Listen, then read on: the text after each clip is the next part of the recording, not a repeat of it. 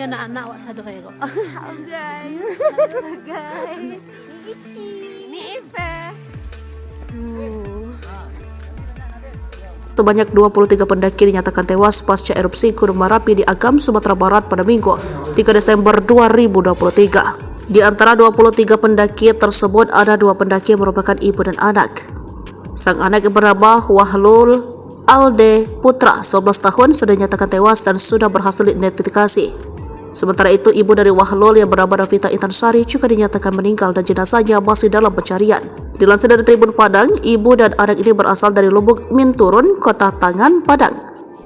Sebelum insiden tragis itu terjadi, korban Davita sempat melakukan siaran langsung di akun Facebooknya.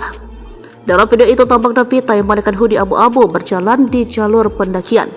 Ia berjalan bersama 2 pendaki wanita dan juga beberapa pendaki pria. Ini anak-anak, ucap Davita memperlihatkan wajah pendaki lain di belakangnya. Pendaki wanita dalam video Davita diduga adalah Yasirli Amri yang ikut menjadi korban.